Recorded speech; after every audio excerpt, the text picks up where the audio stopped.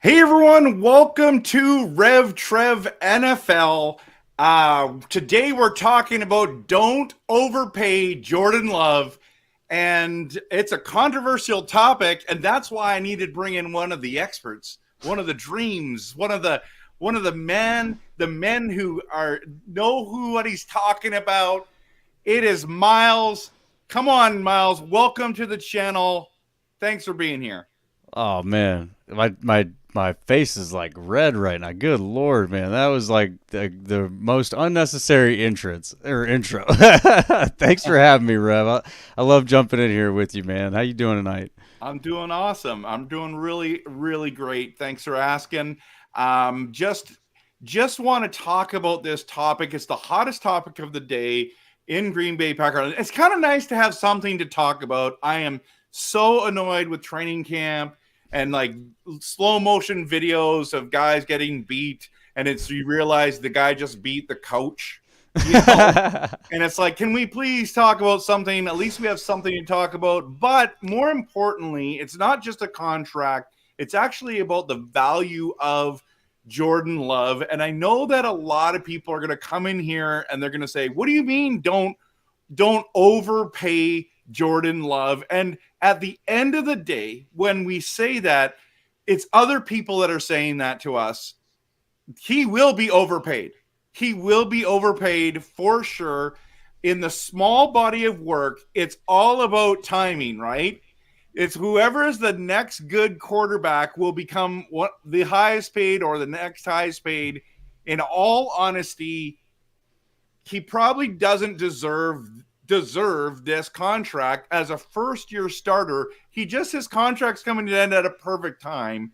So what do you think about all the people who are saying, if you pay Jordan Love $50, $55, $60 million, you're overpaying him? What's your response to them?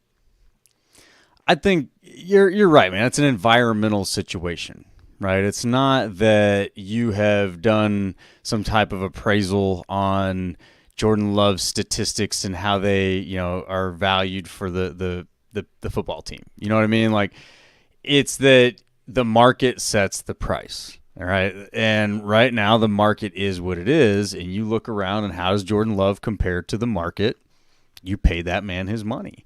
And the biggest thing, and we talked about this on the Packers Weekly podcast tonight. Appreciate you joining us in there, Rev. The biggest thing to me is, yes, it's a gamble for sure. People point that out, man, 50, 55, 60, it's a gamble. But not paying him is also a gamble. So you got to pick your gamble, and certainly that's a lot of money, but what does the other way look like? How hard is it to find another guy that you're even thinking about paying franchise money to? You know what I mean? Like, there's so many teams out there that keep doing this quarterback carousel, and they're not even in the position of thinking about, is this guy worth it or not? They're just firing from the hip, hoping that they hit on a guy. And the Packers have been putting on a masterclass now for drafting and developing quarterbacks. So it seems like they've done it again. They know Jordan Love better than any of us at this point, right? They've been in the building with the man if Guten team, the front office, if they all believe that he's worth whatever contract it is they're about to sign him to, and so do I, and the way that I ultimately look at it, you're talking about paying a quarterback to be a good quarterback, right? Or to be a great quarterback, top 5 money.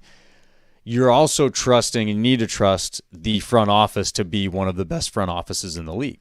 And I think that's part of it that we don't necessarily evaluate as fans as much, right?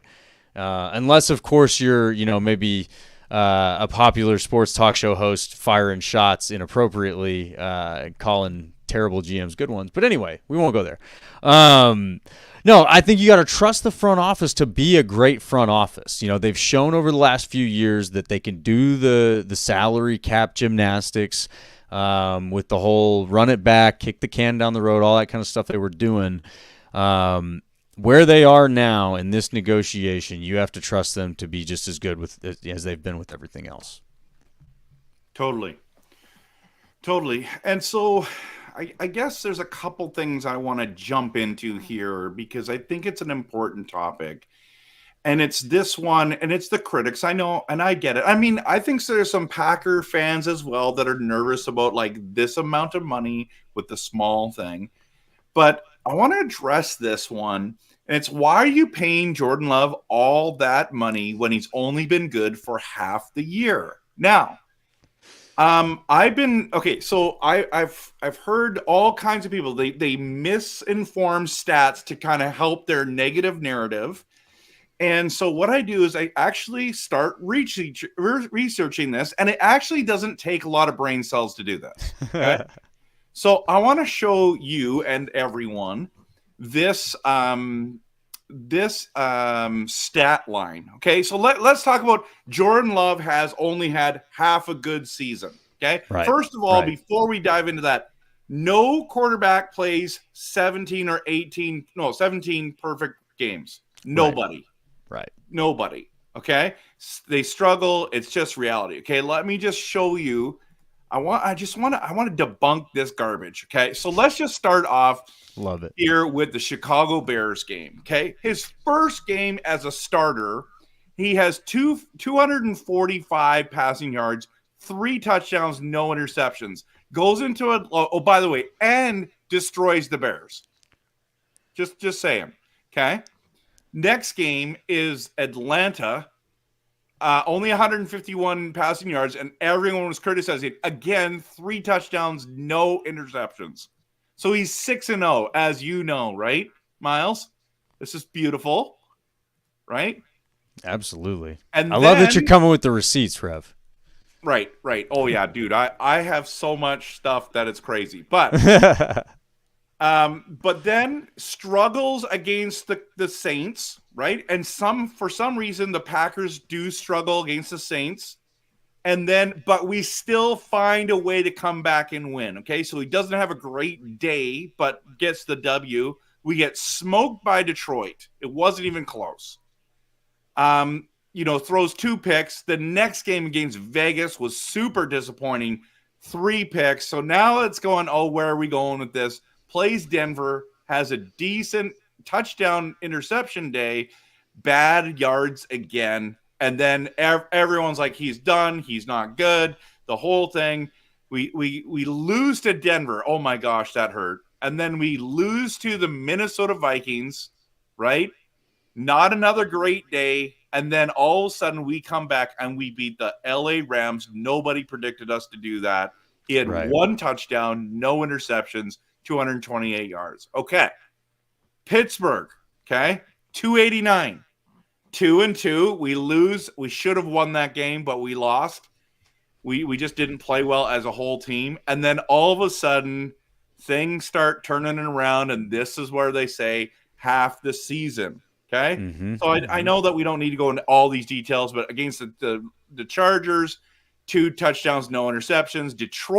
In Detroit, Thanksgiving. Whew. Nobody in their minds, not even me. I was predicting we were going to lose. Miles, did you think we were going to win that game? I did not. I did not think we were going to win that game. You're a realist, just like I am. 3 touchdowns, no interceptions, 268. Didn't get his turkey leg because apparently they hate Jordan Love. And then against Kansas City, we know what, another 3 touchdowns, no interceptions. Are you kidding me? We just beat the Super Bowl champs. Yep. And the back-to-back Super Bowl champs we didn't know. He has a bad game against the Giants. He looks pretty good against the Tampa Bay Buccaneers. Still two touchdowns, no interceptions, 284. Carolina gets it done, no interceptions. Look at the last 4 games, he did not throw a pick. Okay? Yep. Before that, from the Chargers to the end of the season, he throws 1 interception. Yep. 1 interception. Destroys Minnesota and owns the Bears for the second time. It's their new stepdad. Right? I mean, you're worried about Rodgers. Yeah. Oh, I guess I had this thing that's above this, and I just missed all those numbers at the bottom. That was great. Rookie move here, Rev Trev. So this is what I want to examine and show people. Are you guys kidding me right now? He played half a good season. He played more than half a good season. He played at least 10 or 11, maybe 12 really good weeks. And this is where I'm having a hard time with all these people saying, how are you going to pay Jordan Love all that money when he's only been good for he hasn't been good for half a season? In fact, one of my pet peeves is he should have been a Pro Bowler this year. Geno Smith did not have better stats than him, didn't have more wins, and didn't win in the playoffs. And how in the world did Geno Smith make the Pro Bowl over Jordan Love? It was a crime. It was ridiculous. I don't even understand the logic, okay? But here we are, right? Here we are. No, and I'll tell you, I like to look at things. I like to zoom in past the stats. Right now, it's easy. Here we are. The easiest thing to do to look at last season to see how it went is to look at the stats, right? So looking at the stats is easy. It's a good, at least a starter. Hey, was this a good game or not? But that's not what the Packers are signing Jordan Love based on. They're not looking at his stats, right? And sure, that's maybe a small factor, but they're signing the guy based on the first 4 years of his play, right? Like, and I say first 4 years, obviously he was sitting behind Rodgers for part of that, but they saw him turn into what he is, right? That didn't just happen overnight for them. They saw the process of that. In my mind, they see that as an investable asset, right? Like when a person can show that type of improvement under the circumstances that he did, that's pretty damn good. Like you want to keep doing that, right? You want to continue that momentum. And then the other way I look at it is, so there's the intangibles and the tangibles, right? So the intangibles is more like a leadership thing. Is this guy a leader or not? Your QB needs to be a leader, and that's not the argument we're having right now. We can have that argument a different day if you disagree, but I just in general, you need a good leader at QB. I think that's pretty easy to say. And I think it's easy to say that Jordan Love has demonstrated that he is. The way that the team is rallying around him, what you're hearing from the players, I certainly believe that he's developing into a good leader. And then the other side of that is, can he do the job, right? Can he do the job of quarterback? And we saw him play at the highest level last season, right? Now, he may not have been the best quarterback in the league last season as a whole season, but there were points in that season where he was the best quarterback in the league, and that's where you go, okay, you've seen this guy at a very early point demonstrate the ability to do the job at a high level. That's what you're investing in. That's what you're paying for. It's not a half of a good season, which is a lie. And when you get into it, and if Packers fans are kind of taking note of how they felt throughout last season, it's not hard to remember, right?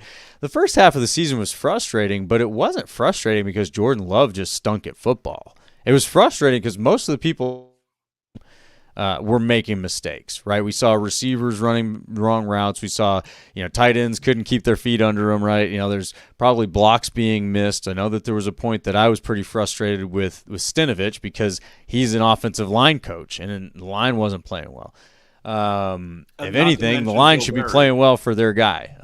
But anyway, there was a lot of things that were breaking down, and you kind of did a good job of outlining these games and some of the highlights. But even in the lowlights where they had losses, Jordan Love looked good. There was like really bright moments where you're going, oh, dang, like this guy might really be able to do this.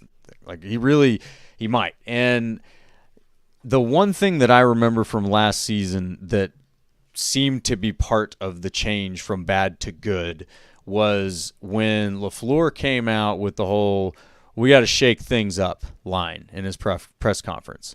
And the frustrating part about that was it was after the bye week. Now, if you're going to shake things up, you would expect it to be on the bye week.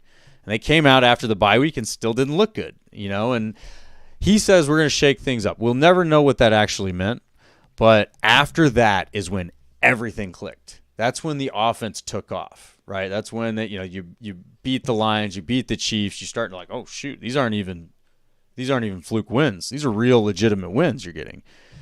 So it's not just a half a season of good football from Jordan Love. The front office sees what he has been, and I think that they have a very good idea of what he will be, or at least what he could be.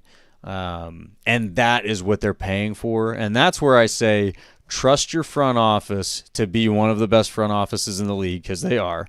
And whatever they pay him, good job. You didn't overpay. Unless there's a guy out there right now that somebody could say, we'd rather have him that's not Patrick Mahomes. And even then, I don't think you could afford Patrick Mahomes. But, if you've got an idea of where you'd rather go, please, by all means, speak up. But I don't think anybody has that. Yeah, and you're speaking truth, bro. You're speaking truth. I love it. Just a reminder, everyone, one of the reasons why I love Miles on the show and I watch a lot of his content is because not only is he passionate, but he's realistic. Those are some of my core values. I remember during the season us connecting through, different podcasts and just connecting online. And we would always talk about, we would never be like, we're winning the Super Bowl, right? It's like, we don't really know how this is going to go. Excited to watch it. We'll see how it goes, right? So here we are. And I really appreciated that about you. So I don't know about you, but, we're both trying to grow our channels. And we're just supposed to try to produce great Packers content. If you're new here to this channel, hit the like and subscribe. I'm trying to get to 1,000 subscribers. But I also want to encourage you to go and follow Miles' stuff. Miles, why don't you take a moment to share with my audience where they can find you, what you're doing, and then we'll continue on with some Jordan Love talk. Yeah, absolutely. You guys, I'm on the Packers Weekly podcast every Monday night at 9:30 Central Time with Tim Hamilton. He's another passionate and knowledgeable Packers fan. But yeah, we're just having fun every Monday night. We're doing a live stream, so you jump in there, and then we post it up on PackersTalk.com, so you can catch it there afterwards. But we're just we're Packers fans that love the game, and we like to be, realistic, like you're saying. Now, I'll have some fun takes. We can have some fun. I'll get all rowdy about thinking that the Packers can make the Super Bowl this season, but you have to be able to, I think, articulate how you think they'll get there, right? I think that's the difference, right? And it's easy to be a fan and just be like, woo, Packers no matter what, man. And sure, go Pack, go. But when I'm excited for a reason. And I don't mind talking about that, right? And one of the things I'm most excited about with this season, though, is just the talent across the roster. And that may sound vague or sort of like, just generalized, but like when you go position by position and you just kind of look at it in comparison to previous Packers eras, there is a massive amount of talent on this roster, and it's wild, and I've compared the receiver core now to the receiver core in 2011, because that was a pretty impressive receiver core in 2011. And just the athleticism, the pure athleticism alone that you have in this receiver core is wild, man. You know, I remember the days of being like, man, I wish we had a really fast receiver, or man, I wish we had a really big receiver, or man, I wish we, just had one of those shifty guys in the slot. You got every one of those. You got a big receiver, you got fast receivers, you got shifty slot guy. Top to bottom, you got crazy athletic talent, and I just think football talent. These guys all seem like they have football intelligence. They aren't just athletic freaks. Sometimes athletic freaks show up and they can't really do much because they don't have a whole lot going on between the ears. But this group is exciting, man. And it feels like that across the Packers roster right now. So there's a lot to be excited about, but it's easy to talk about it too. You know what I mean? Absolutely. And so I just feel like whatever the number turns out to be, Miles, it's going to be someone's going to be laughing. There are going to be people, oh my goodness, you guys just paid Jordan Love this amount of money. Okay? But I want to know the question, who's going to be laughing later? Who's going to be laughing later? Because I have a feeling Packer fans are going to be laughing later, and all these people are going to have their opportunities to take pot shots at us, and the haters are going to hate, and I'm totally preparing myself. Well, not really. I'm going to let them have it. But because I love the debate on that stuff. But I can't really prove anything other than just talking about his first year as a starter, that he made the playoffs. Rodgers didn't do that the year before. We beat the Dallas Cowboys. We were a minute 20 away from beating the San Francisco 49ers. Like, that is a successful season. And so I understand that there are going to be people who are laughing at us, but the question is, who's going to be laughing later? So here's the question that I have for you, Miles, because I find that people go from one extreme to the other. They're like, is Jordan Love a one-year wonder, or is he the next Packers Hall of Fame quarterback? And this is where the haters get mad at us, because like, what do you mean he's going to be a Hall of Fame quarterback? I've never said he's going to make the Hall of Fame yet. Okay? Right. It's too early. But all these people are saying he's a one-year wonder. Where do you line up in this extremes and this debate? Where do you land? Well, I think it's to call him a one-year wonder is just as foolish as anything else. Like, I mean, if you're allowed to have a crystal ball that says that he's not going to be good, then why am I not allowed to have a crystal ball that says he is? You know what I mean? Those are the kind of arguments that I just cannot stand on Twitter, and it seems like there's a whole lot of that. Oh, he'll never. He can't.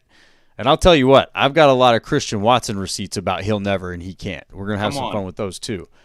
But when it comes to Jordan Love on that scale, I would lean towards the Hall of Famer, really just for what you stated there. I mean, early on, what he's shown us strong leadership. He's shown us an ability to play the quarterback position at a very high level. He's shown us the ability to win postseason games. Now, winning postseason games ends up being a big deal. That's something that Dak Prescott is not doing. That's something that Tony Romo was really knocked on for not doing. And I'm picking on the Cowboys a lot because I'm down in the Dallas area, so I get a lot of Cowboys talk as well. But those two, and specifically, and Packers fans, we rejoice in that, right? We love talking about a Cowboys quarterback that can't win playoff games. That is a big deal, and whatever's going on with the Cowboys quarterbacks, who knows? Jordan Love's already demonstrated the ability to win playoff games. I think that is absolutely huge when he did it with the youngest, by like one of the historically youngest offenses, which is the youngest team in the league. That's a big deal, man. So you can't predict the future. One of the things about being in the Hall of Fame is longevity, right? You can't just be in nobody's making the Hall of Fame because of one season or even really two seasons. You have to have a career to make the Hall of Fame. So part of that is health. You can't predict health. Hopefully he stays healthy and avoids all the big injuries. But from the data that you do have, it tells you that Jordan Love is definitely capable of being a Packers Hall of Fame quarterback, if not a Hall of Fame quarterback. Is he capable of being a one-year wonder or bust or whatever? Sure, but what evidence do you have of that? You know, like, I mean, show me where he's choked in the last 12 months. I don't see it.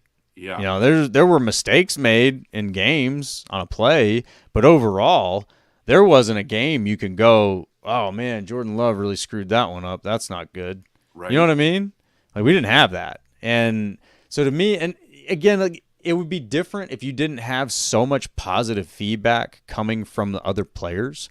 Those players love this dude. And when you have that, that's there for a reason, you know. 1-year wonders don't do that. So that's where I'd lean on that. I'm not going to say, yes, he's the next Packers Hall of Fame quarterback, but he's definitely showed you he can be. Totally. And that's where I thought, okay, if we can just get a guy who can make some Pro Bowls, then we've got a legitimate. I mean, I'm very happy with that. I'm not expecting MVPs, even though it'd be nice, don't get me wrong. But I just feel like I'm trying to be realistic because Jordan Love's is different. But when I'm watching him on the field, I'm like, man, he looks like Rodgers and some of those back foot throws. And you're like, how did he just do that? That one, I can't remember who it was against, but it was the Jaden Reed across the field, nails him in the back of the end zone on the sideline. And I was like, oh my goodness. There was another one. Was it against Kansas City? There was someone. The pocket was collapsing. He was moving around and just throws a dot. And it's like, yes, there's some elite level things. Now I get you have to be good to play in the NFL. You have to have talent. But how many people bust out? For example, like Jordan Love, they traded just up real at the end of the first round. Okay, so it's not like he was a top 15 pick or a top 10 pick. It's not like a Bo. Penix Jr. goes 8th, right? Even though they have a quarterback, stupid move. But I mean, they're planning for the future. I get it. But it's not like that. This is someone they traded from the second round to come in, and he's panning out. Like, I don't think we talk enough about that. Like, this is it's probably not going to hit. If you look at the quarterbacks that drafted this season, okay, Bo Nix was the last quarterback drafted in the first round, okay, and what did he go 12th or something like that? It was I just have it right here. Bo Nix went 12th. That was the last quarterback. If I'm looking at this right, which I am, that was the last one, right? Like nobody else is like Rattler didn't go in the first round. All these guys, we could just the point. Don't mean to overkill this. Sure. I'm just saying this guy's really like panning out. Like he's doing what nobody thought he could do. And if you looked at the draft, a lot of people doubted him. He was inaccurate. He couldn't do this. He couldn't do that. Well, guess what? He can. He can. Absolutely. Okay. No, and one last point on that though is, obviously the big thing then was, you should have drafted a receiver or whatever. You shouldn't be drafting a backup quarterback with the first round pick when you're, one game away from the Super Bowl or whatever. Goot told us he was one of the last guys with a first round grade. Right? We got that. Like they gave us that information. They said he was one of the last ones with a first round grade. Wow. Round grade. I forgot about that. At the time, I think it's easy to roll your eyes and go, sure, whatever, dude. Well, because they all say that. What's that? Because they all say that. Like, did you see course. what Sean Payton said about Bo Nix? Next Patrick Mahomes. Oh, my God, yeah. Well, but that was at the time. And, of course, your non-Packers fan friends got to pile on. They got to take a chance to take their shots. So my buddies come in and they're, I can't believe they took a quarterback. Rah, rah, rah. They should have done this, should have done that. And they want me to be pissed. They want me to be mad. And I'm not, because I've seen it too many times now. It's like, you know what? Goot's pretty good at his job, and if he did this, it's not just because he, was like, well, I guess, he did it for a reason. So my thought was, if he believes that Jordan Love is the next coming of Patrick Mahomes, that pick looks brilliant. And, of course, what an idiot. No way. He's not the next coming of Patrick Mahomes. Blah, blah, blah. Real easy to say that before you see anything. And now where we're at, I'm not even calling him the next coming of Patrick Mahomes, but at pick 26, looks pretty damn good. Yeah. You know? It's like, you'll take that guy. Shit, I'm sorry, I don't know, keep the words soft, but the Bears would certainly have loved to find a Jordan Love with one of their recent top 5 picks. I mean, how many top 5 picks does it take to find a franchise QB? Forever? You know, it's like, yeah, I'm not mad at Goot for taking a flyer there. They stole that pick from the Panthers, right? It's like they got lucky. They got lucky. Yeah. And so good for them. Okay, so let's transition. I'm with you. Before we transition, I want to jump into a couple comments made here. So Mr. Duckskin says, by the way, hilarious name. Quarterbacks get paid. It's the way it is, and you have to have one. Absolutely. We agree 1,000%, right? No doubt. And that is my next major point. And this just in, quarterbacks matter a lot. In fact, it's the most important position on the football field. Tons of teams, which Miles just told us, wish they had a franchise quarterback. And they're just jealous. They're just jealous. Like, let's just be honest, Miles. Like, if you're a Bears fan, by the way, there's Bears fans in here, which I'm happy to have them in here. Okay. So let's talk about MP here. Bear down. Okay. You're hoping, MP, that Caleb Williams plays at least as good as Jordan Love, right?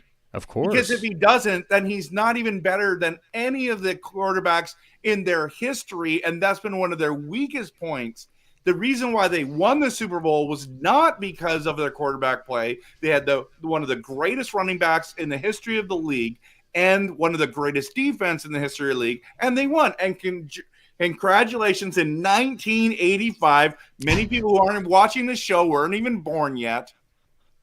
They won, so congrats. But this bear down stuff is like, you better hope that Caleb Williams is at least as good as Jordan Love, because if he's not, we're saying bust. Oh yeah. Well, and again, the pressure's all on the Bears there. 'Cause Goot takes Love with the 26th pick. Right. And a pick that, again, like at that time, sure, you want him to, get us over the hump to the Super Bowl. But man, the price tag on Jordan Love there for what right now it looks like he could be is so small in comparison to what the Bears have done, just trying to find a competent starter. So if your guy, and Caleb Williams isn't just the first overall pick, he's the generational talent, right? He's like the greatest quarterback to come out of the draft since, like Andrew Luck or something. I don't know. But the point is, if that guy can't even be as good as Jordan Love, like, what does it take? What does it take for the Bears to find a real quarter? You had how many shots inside the top 5, and then you're like, nah, screw it. We got the top overall pick. The shot at the guy that everybody's been wanting for 5 years, and you still can't get it done. Now, I'm obviously projecting a little bit, assuming they can't get it done, but the pressure's on them. Because, and also, by the way, the Packers not only got Jordan Love with the 26th pick, they've built a hell of a team around him. When it comes down to, and you're talking about how, QB just matters. It just matters a lot. But you can win the Super Bowl without the best quarterback in the league, and everybody, Trent Dilfer, right? We throw that one out there. But you made the point. If you've got an elite running game, you've got the right supporting cast, elite defense, you can make a run without having Aaron Rodgers, and that's where I think Jordan Love has pressure even further taken off of him, because he's got everything you could ask for. He's got 2 tight ends. You don't got 1. You got 2 tight ends. We're going to give you 2. You got 6 receivers, man. You don't have just 2 or 3. You got 6. You don't just have 1 running back. You got 3. We got you 3 running backs. By the way, your offensive line's pretty good too. We'll figure all that out. Don't worry. Enough big bodies we're going to put in front of you. It's like, damn, man. Oh, and guess what? The defense probably ain't bad either. So that's why I'm looking at this going like the pressure's all in Chicago. As far as like in the NFC North, within the rivalry and all that, as long as you're comparing Caleb Williams to Jordan Love, the pressure is all on Caleb Williams. Yeah. So I'm going to ask you another big question, and I know it's just speculation, but how much money and term will Jordan Love get? That is the question everyone's wanting to know and to answer. What do you think? Where are you landing here? I know we're just guesstimating. So yeah, we're throwing some guesses out there, but it's based on some data here. You got the Trevor Lawrence contract. You got some other stuff floating around about who might sign what. I think that Jordan Love probably gets right around the Lawrence contract as far as value goes. Structure a little bit different. That's what we honestly I think they're negotiating over right now is probably not the number, but the structure. But you're probably looking somewhere around 5 years, $300 million. And that again, it's a lot of money, and it's like, dang, man, you're gonna pay that guy a lot of money. Yeah, I am, because the alternative is terrifying. The alternative is the Bears. Nobody, who wants the Bears are one of the oldest franchises in the league, and they haven't ever had a 30 touchdown quarterback. Mm-hmm.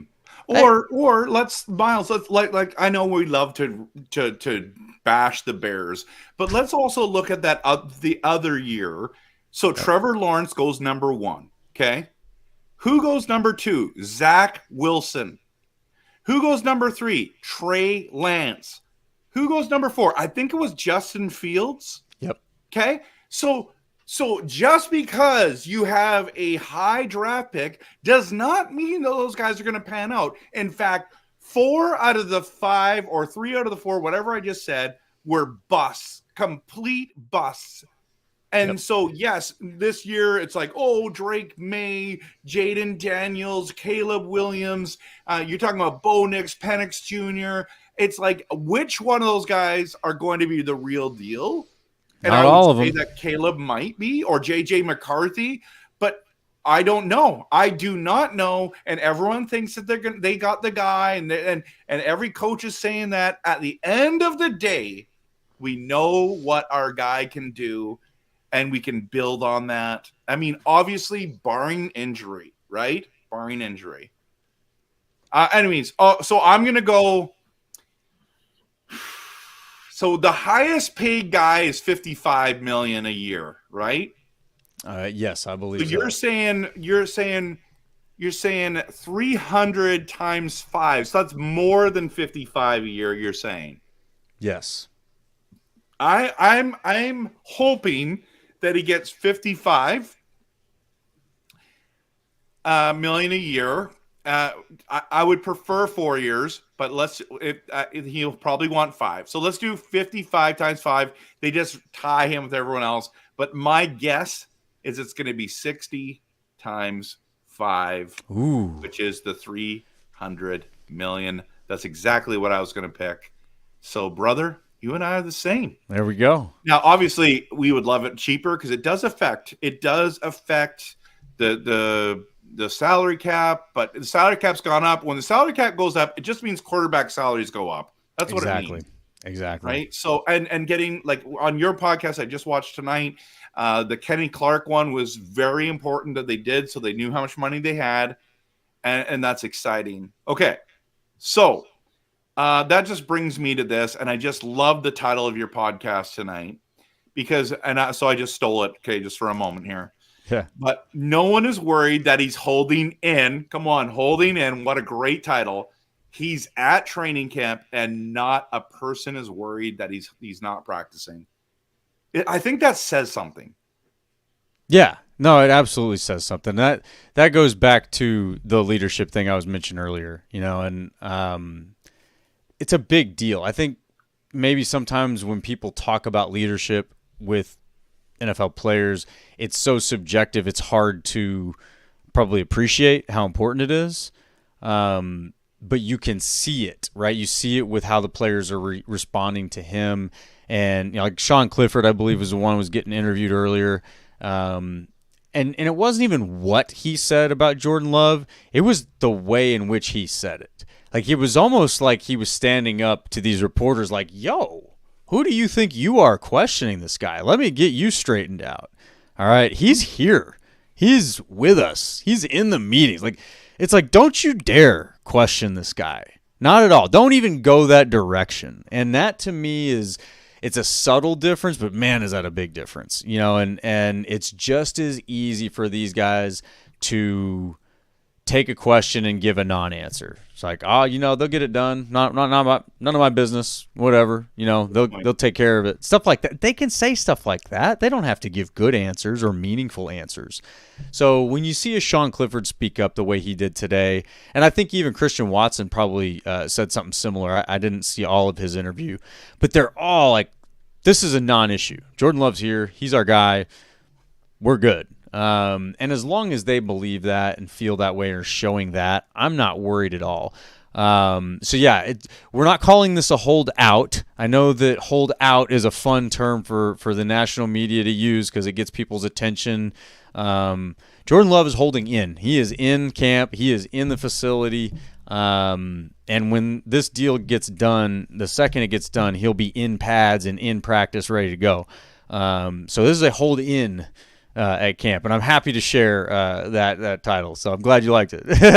Yeah, and it is true. It's not practicing, but at practice. Right. It's like, so we're not worried. They're not worried. Gutekunst and him are chatting on the sideline, on the field. He's right there with everyone. He's understanding the offense.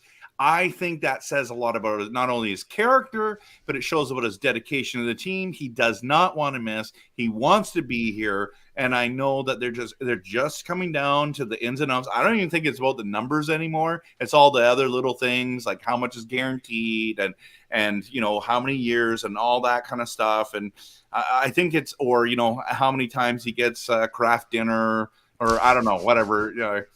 Who knows, right? So that's important. And I think your holding in point was fantastic. And I'm so glad that you shared that. Something I forgot to mention in the one about Jordan Love is really good. I think that people don't understand. They want to laugh and they want to say, oh, he's only played half a good season. But here's the other one. Jordan Love was the NFC Offensive Player of the Week, not once, not even just twice, but 2 weeks in a row. Show me a list of people who got that 2 weeks in a row. And there's a short list of people that do that. So in his first year as a starter, he did that?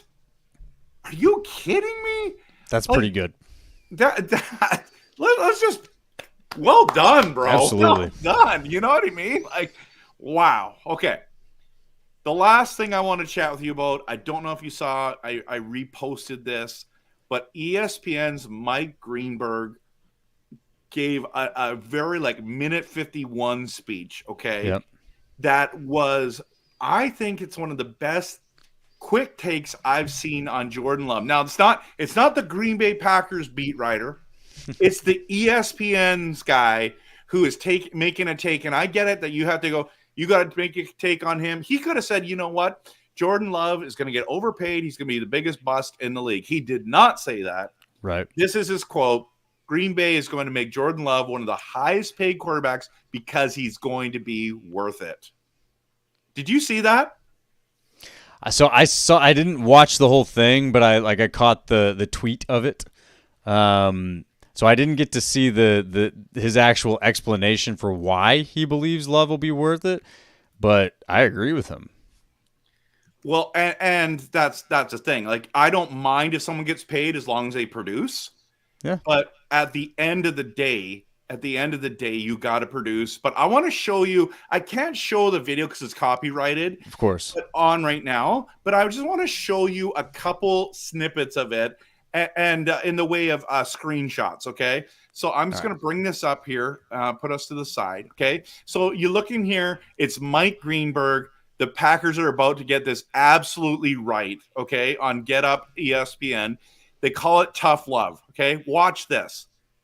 It's right. Where is it here? It is right here. It is right here. Look at this. As first-year starters, Jordan Love was better than Favre and Rodgers. This is the point he's making. We've talked about this as well. Look at his touchdown to interception rating. Look at the passing yards. Oh, my goodness. And look at the wins, losses. That's something to be like, let's take a moment to just appreciate this for a moment, right? The year before, Aaron Rodgers in his greatness cannot get us to the playoffs, throws a pick against the Lions, we lose the game. Okay? Isn't this insane, this list? And then, Miles, where does it go from here? Watch this. Okay, from week 11 through the wild card round, 7-2, total QBR rating 79, touchdowns are 21-1. We talked about that. He was sacked 11 times. Watch this. Against the Lions and Chiefs, 2-0, 553 for passing yards, 6 touchdowns, no interceptions that we talked about. Like these are there's so many people saying the Lions are going to win the NFC, right? So many people are saying that the Chiefs are going to three-peat, right? So this isn't against Jacksonville. This is against these guys. And it just like he's going through. I don't know if there's any more here. The point is, you've got to watch it. So go on to my RevTrev NFL, use the minute 51, and enjoy just his take.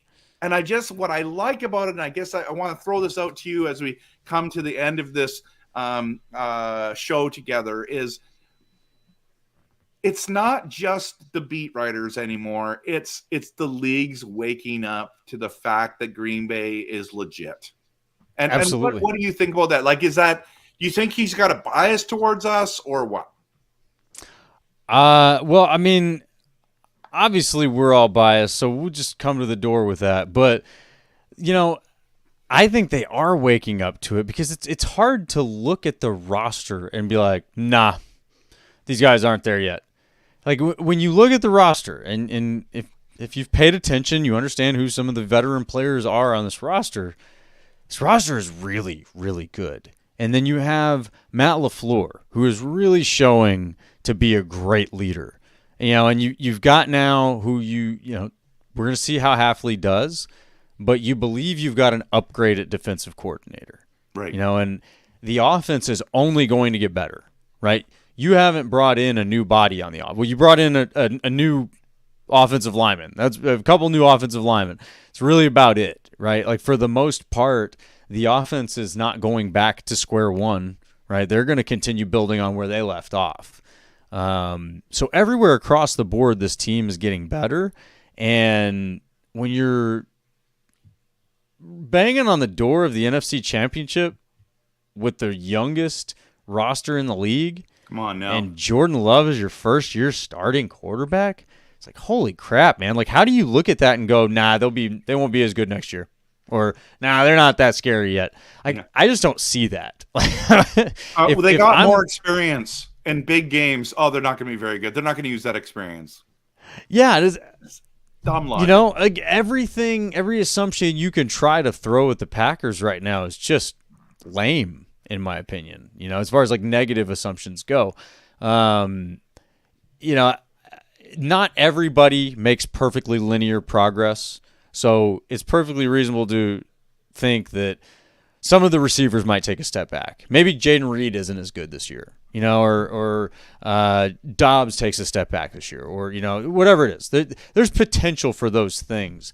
But the point is, you can have a few of these guys. When you look across the board, it's like, yeah, sure, not all of them get better this year. Maybe some of them take a step back. But you have so many that the others are going to take a step forward. Like when you have legitimately 6 receivers, if one of them or even 2 of them are not having a good year or get hurt, you're not missing a beat. You're not missing a beat. Whereas before, if a Randall Cobb or a Donald Driver or a Greg Jennings gets hurt, you are missing a beat because the skill set is different, right? Whoever's replacing that guy, it doesn't have the same skill set. Now, man, if Christian Watson goes down, that's not the end of your speed. We've seen that. You still got speed. You still got size at tight end. Whereas like a guy who is one of the fastest on the field, 6'5", 210, losing that guy should make you lose something. You know what I mean? And you just don't, because you have so much to go around. So I think that really, again, as far as like the rest of the league is concerned and they're starting to wake up towards the Packers being good, I think they're all being cautious about their optimism. I think they're afraid about how good the Packers really could get here, and again, right? Yeah, and that's where I'll let the bias take over and be like, look, I think the sky is absolutely the limit for these Packers, and I don't think that you're talking about just this season. Most of your contracts are intact next season.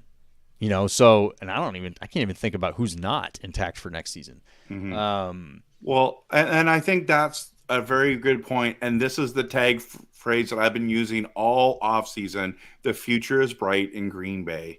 And it's not just because I'm biased. Your future's so bright, you got to wear shades, right? Got them on, man. So, I mean, how old do we have to be to know that? But here's the thing. I think you're right. We have to.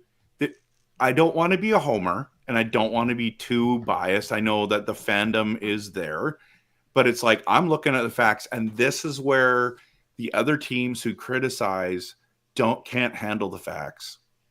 Like, what have we said tonight that hasn't been true? There might be some, okay, I feel like it could be, but we're not like, okay, we're winning the Super Bowl this year. But if we did, that would be awesome. Sure. And I don't think that it's unreasonable to believe that you can, right? Now, there's anybody saying you're going to win the Super Bowl this year, like, all right, well, you're a homer. Well, Matt, I had Matt on, and he's predicting that. And Matt's a homer. Matt has a shirt that says homer. Yeah. And he is the guy who says, I am the homer. I think we're going to win every game. That whole thing. Like, I'm not with Matt. I had him on the show and I said, Matt, I'm not with you, but I appreciate your homer.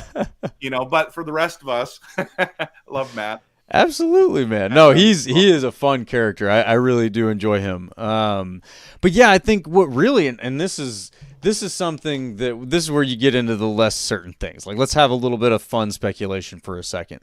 I think the rest of the league doesn't want to acknowledge that the Packers could be very, very good, not just for the season, but for the next 2 to 3 seasons. Because if you acknowledge that, then you have to acknowledge that the kind of like the less sexy way of building a team is the way to do it. Yeah. And that's not what the NFL wants. They want you paying top dollar for your free agent. They want we need fireworks and splash, man. All this like boring draft and develop stuff, that's not as much fun.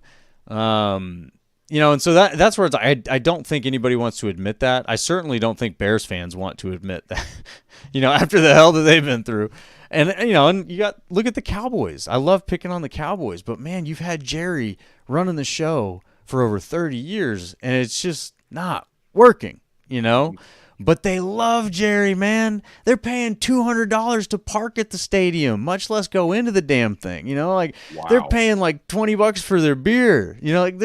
That's the amount of money that Cowboys fans pay Jerry Jones to give them what they've gotten is insane. And there's no way a fan wants to admit that what the Packers have done is better than the way that their team is operating. They just don't want to do it. I wouldn't either. Yeah, you're speaking truth.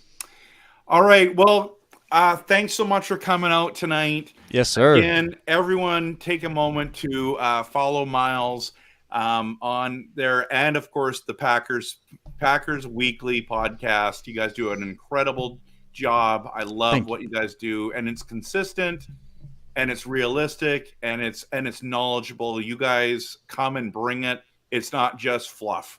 Yes. So thank you for working so hard and bringing great content to our community. And I just love connecting with you. So appreciate you. Same here. Final words that you want to share before we go? No, same here, Rev. I really enjoy our conversations, man, and I hope for many more. But I appreciate the invite, and it's always good to chop it up. And I'll say this, Packers fans, just enjoy this. Enjoy this time. You don't have to be guaranteed a Super Bowl to have permission to enjoy where your team is at.